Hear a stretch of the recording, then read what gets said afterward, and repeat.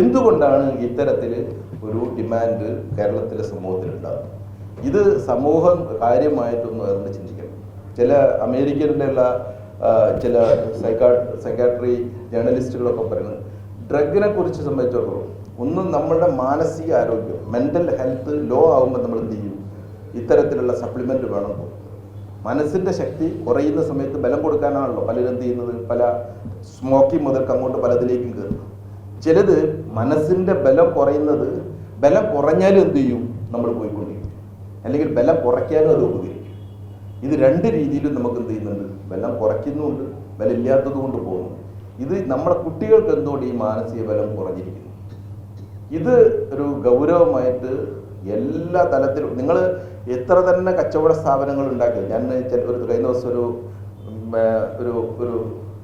Religious പ്രോഗ്രാമിന് പോയപ്പോൾ ഞാൻ നിങ്ങൾ എത്ര അമ്പലങ്ങളും പള്ളികളും കെട്ടിവെച്ചോളൂ, പക്ഷെ നിങ്ങളുടെ അടുത്തേക്ക് വരാനാരും കുർബാന നടത്താനും വഴിപാട് നടത്താനും ആളുകൾ കിട്ടാൻ പോകുന്നില്ല. കാരണം എന്താണ്? ഈ വരുന്ന കുട്ടികൾക്കൊക്കെ അതിൽ നിങ്ങൾക്ക് എന്ത് താല്പര്യം ഉണ്ടാക്കാൻ പറ്റിയെന്നുള്ളൂ. അവരുടെ ജീവിതത്തിൽ എന്തെങ്കിലും മാറ്റം ഉണ്ടാക്കാൻ നമുക്ക് പറ്റുന്നു. നിങ്ങൾ കച്ചവട സ്ഥാപനങ്ങളൊക്കെ തുറന്നു വെച്ച് നിങ്ങൾക്ക് വാങ്ങാൻ ആൾ വേണ്ടേ? ഈ മദ്യത്തിൻ്റെയോ മയക്കുമരുന്നിൻ്റെയോ ഒക്കെ ഒരു ലഹരിയിൽ അടിമപ്പെട്ടിരിക്കുന്ന ഒരാൾക്ക് എന്ത് പർച്ചേസിംഗ് പവർ ഉണ്ടാവും? What aspiration will be there in their mind? എന്ത് ആസ്പിറേഷനാണ് ഉണ്ടാകുക? ഞങ്ങളെ സംബന്ധിച്ചിടത്തോളം കൂടുതൽ പോലീസ് ഉണ്ടായിക്കൊണ്ടിരിക്കും. കാരണം ഇതൊക്കെ കൂടുതൽ അലമ്പുകൾ ഉണ്ടാകാൻ പറ്റില്ല. പക്ഷെ നിങ്ങളുടെ ഓരോരുത്തരുടെയും ഈ സമൂഹത്തിൻ്റെ നിലനിൽപ്പ്, കുടുംബത്തിൻ്റെ നിലനിൽപ്പ്, ബിസിനസ്സിൻ്റെ നിലനിൽപ്പ്, അല്ലെങ്കിൽ നമ്മുടെ ആത്മീയ പ്രസ്ഥാനങ്ങളുടെ നിലനിൽപ്പ് എല്ലാം തന്നെ അപകടത്തിലാവും. നമ്മൾ അങ്ങനെ ഒന്ന് ചിന്തിച്ചിട്ടുണ്ടോ? നമ്മളൊരു പക്ഷേ നമ്മൾ ഡിസ്കസ് ചെയ്യുന്ന ഏത് വേദികളിലായാലും ഡിസ്കസ് ചെയ്യപ്പെടുന്ന പ്രശ്നങ്ങളിൽ അടിസ്ഥാനപരമായ പ്രശ്നങ്ങൾ നമ്മൾ ചർച്ച ചെയ്യുന്നുണ്ട്. നമ്മളിപ്പോഴും സൂപ്പർഫിഷ്യൽ നിങ്ങളുടെ ടി വി ചർച്ചകളിലോ അല്ലെങ്കിൽ നമ്മളുടെ നമ്മൾ ഒരു കേരളം തന്നെ എന്താണ് ഒരു വലിയൊരു ഇൻഡസ്ട്രി എന്ന് പറയുന്നത് ചർച്ചയാണ്. ആ ഇൻഡസ്ട്രിയിലെ അതിലെ മോസ്റ്റ് പവർഫുൾ ഇൻഡസ്ട്രി എന്താണ്? അത് കോൺട്രവേഴ്സ്യൽ ഇൻഡസ്ട്രിയാണ്. അത് വിവാദം എന്ന് പറയുന്ന ഒരു ബിസിനസ്സാണ് ഇവിടുത്തെ.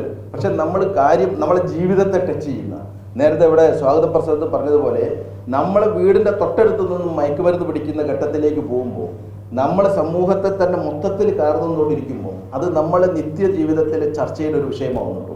നമ്മൾ എന്തെങ്കിലും പ്രവൃത്തി ചെയ്യുന്നതിൻ്റെ നമ്മൾ ഓരോരോ പ്രവൃത്തി ചെയ്യുന്നതിനും പ്രവൃത്തി അത് തടയാൻ ഒരു ചെറിയതായിട്ടെങ്കിലും നമുക്ക് ശ്രമിക്കാൻ പറ്റുന്നുണ്ടോ? ഇത് പറ്റിയിട്ടില്ല എങ്കിൽ അത് നമ്മൾ വളരെ വളരെ പുറകോട്ട് പോകും. ഒരിക്കലും ഈ നോമാൻസ് ലാൻഡിൽ പറയുന്ന ഒരു നോമാൻസിനാണെന്നുള്ളൂ ലാൻഡ് പറയുന്ന പുസ്തകം ഒരു കാര്യം പറയുന്നു. ഈ ലോകത്തെ മുഴുവൻ തൻ്റെ കാൽ കീഴിൽ കൊണ്ടുവരണമെന്ന് ചെകുത്താൻ ആഗ്രഹിക്കുന്നുവെങ്കിൽ അയാൾ സ്വീകരിക്കുന്നത് നാർക്കോട്ടിക്സ് ആയിരിക്കും. ഈ ലോകത്തെ മുഴുവൻ തൻ്റെ കാൽ കീഴിൽ കൊണ്ടുവരണമെന്ന് ഒരു ചെകുത്താൻ ആഗ്രഹിക്കുന്നുവെങ്കിൽ അതിന് അയാൾ സ്വീകരിക്കുന്ന മാർഗം നാർക്കോട്ടിക്സ് ആയിരിക്കും. കഴിഞ്ഞ 10 കൊല്ലം മുമ്പ്, 10 ആയിരിക്കില്ല, ഞാൻ 2010-11 അവിടെ സിറ്റി പോലീസ് കമ്മീഷണറായിരിക്കും. അന്ന് ഇവിടെ ഇരിക്കുന്ന എൻ്റെ കൂടെ ഉണ്ടായിരുന്ന ഒരു ജെയ്സൺ എബ്രഹാം എന്ന് പറഞ്ഞൊരു DYSP. അന്നാണ് ഞങ്ങൾ അവർ റെസ്പോൺസിബിലിറ്റി എന്ന് പറഞ്ഞൊരു ടു ചിൽഡ്രൻ എന്ന പ്രോഗ്രാം സ്റ്റാർട്ട് ചെയ്തത്. ഈ ഇവിടെ എല്ലാം പോയി നടന്നിട്ട് എന്നോട് ഒന്ന് പറഞ്ഞു, സർ നമ്മളെ രാജ്യത്തെ കാര്യമായിട്ട് ആരോ നശിപ്പിക്കണം എന്ന് കരുതുന്നുണ്ട്, അല്ലെങ്കിൽ ഇത്രയധികം ഡ്രഗിൻ്റെ ഉപയോഗം കുട്ടികളിലിടയിൽ കൂടാൻ സാധ്യതയില്ല. ഇത് ഈ ഒരു അവസ്ഥ മാറണമെങ്കിൽ ഓരോരോ കുടുംബത്തിലും സമൂഹത്തിൻ്റെ ഓരോ പ്രസ്ഥാനങ്ങളിലും ഞാൻ പലപ്പോഴും പറയാറുണ്ട്, നമ്മൾ എല്ലാവരും കൺസേൺഡ് ആണ് A+നെ കുറിച്ചിട്ട്. എന്ത് A+? Academic A+. ജീവിതത്തിൻ്റെ A+നെ കുറിച്ചിട്ട് നമ്മൾ എത്രമാത്രം കൺസേൺഡ് ആണ്? ജീവിതത്തിൻ്റെ A+നെ കുറിച്ച് ചിന്തിച്ചിട്ടില്ലെങ്കിൽ ആദ്യം ദുഃഖിക്കുന്നത് ഈ പറയുന്ന നമ്മുടെ സ്ത്രീകാര്യത്തൊക്കെ ഉണ്ടായിരിക്കുന്ന അച്ഛന്മാരെ പോലെയുള്ളവരായിരിക്കും. ഞാൻ 1-2 വർഷങ്ങൾക്ക് മുമ്പ് വടശ്ശേരിക്കര വടക്കേക്കര എറണാകുളത്തെ ഒരച്ഛൻ എഴുതി വെച്ചിരിക്കുന്ന ഒരു ആത്മഹത്യാ കുറിപ്പുണ്ടായിരുന്നു. ആ അച്ഛൻ ആർമിയിൽ ബോർഡറിൽ വർക്ക് ചെയ്തുകൊണ്ടിരിക്കുന്ന ആൾ രാത്രിയും പകലും രാജ്യത്തിൻ്റെ സുരക്ഷയും കിട്ടുന്ന പൈസ വീട്ടിലേക്കും കൊടുക്കുമ്പോൾ കുട്ടികളെ എന്ത് സംഭവിച്ചു എന്ന് അയാൾ നോക്കാൻ. അയാൾക്ക് എന്ത് ചെയ്തു? അയാൾ അവസാനം ജോലി 15 വർഷത്തെ 20 വർഷത്തെ അതിർത്തി സേവനം കഴിഞ്ഞ് തിരിച്ചു വന്നപ്പോൾ മകൻ കൈവിട്ടു പോയിരിക്കുന്ന മകൻ ആദ്യം നാടിനും പിന്നെ വീട്ടുകാർക്കും ശല്യമായപ്പോൾ അയാളെ അവനെ കൊന്നതിന് ശേഷം അവൻ എഴുതി വെച്ചു, എൻ്റെ ഒരു മകനെ നോക്കി നടത്താൻ പറ്റാതെ വന്ന ഈ നാടിന് തന്നെ ഒരു ഭാരമായൊരു മകനെ സൃഷ്ടിച്ച് ആയിപ്പോയപ്പോൾ ഞാൻ അവനെ കൊന്നു. അങ്ങനെ എനിക്കൊരു മകനെ വളർത്താൻ പറ്റാത്തതിലുള്ള ദുഃഖം കൊണ്ട് ഞാനും ഈ ലോകത്തോട് ഇവിടെ പറയുന്നു. ഇത് ഈ ഇത്ര ഇൻറ്റൻസിറ്റിയിലില്ലെങ്കിലും പല ആളുകളും വലിയ രീതിയിൽ വിഷമിക്കുന്നുണ്ട് എന്നുള്ളത് സത്യമാണ്.